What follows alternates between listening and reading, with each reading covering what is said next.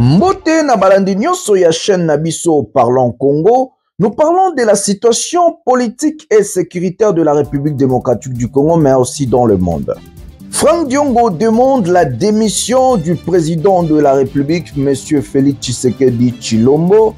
Franck Diongo dit de ne pas reconnaître le chef de l'État en tant que président de la République démocratique du Congo.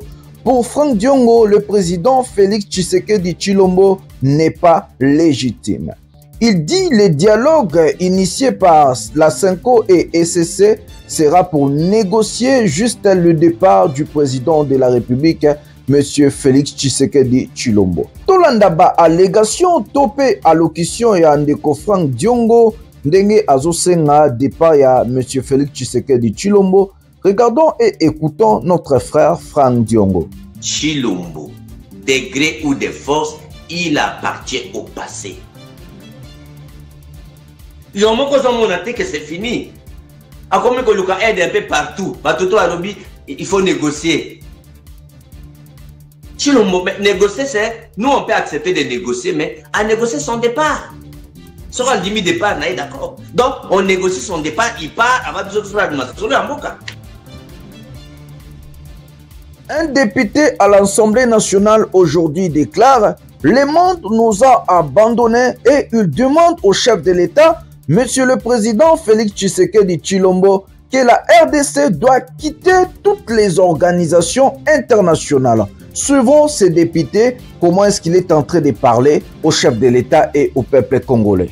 Je n'ai pas le droit de vous demander d'allonger mon temps de parole ou d'allonger la session.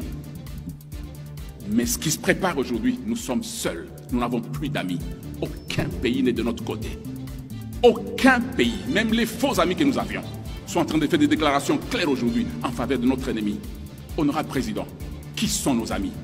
Pourquoi nous restons dans les organisations régionales, sous-régionales, continentales? Qu'est-ce que nous y faisons? Aucune déclaration en notre faveur. Faisons au moins une fois, Président, une pression réelle. Quittons toutes ces organisations. Mettons-nous ensemble entre Congolais. Demandons-nous pardon. Comprenons-nous. Associons tout le monde et allons vers la guerre réelle, diplomatique, culturelle, sociologique, scientifique et peut-être militaire aussi. Je vous remercie, Honorable Président.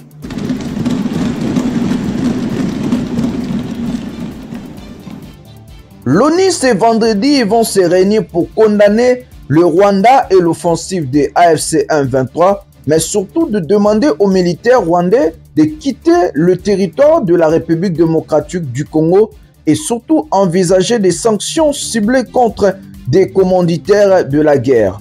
L'ONU demande aussi aux deux parties de cesser les faits et de régler des conflits pacifiquement. La RDC doit respecter la sécurité du Rwanda et Félix Tshisekedi Tshilombo doit négocier avec le M23 et AFC qui sont congolais. La Belgique au Parlement européen demande des sanctions ciblées contre le Rwanda, suivant le ministre des Affaires étrangères belge. Il serait par ailleurs naïf de croire que nous sommes isolés et que nous soyons le seul pays qui souhaite prendre des mesures. Je note par exemple que le groupe international de contact dont nous faisons partie avec les États-Unis, la Grande-Bretagne, la Suisse, l'Allemagne, la France, les Pays-Bas et d'autres encore, a pris une position très ferme vis-à-vis du Rwanda hier dans son communiqué.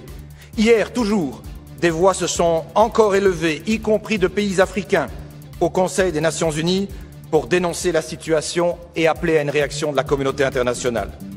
Tout ce dossier sera traité, à ma demande, au Conseil Affaires étrangères de lundi prochain, où nous cherchons à avoir une approche collective.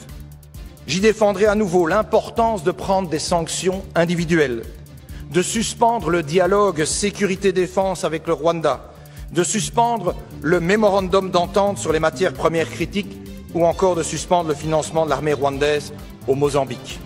Le président de la République démocratique du Congo, M. Félix Tshisekedi Tshilombo, a réuni ses lieutenants aujourd'hui pour un conseil de ministres.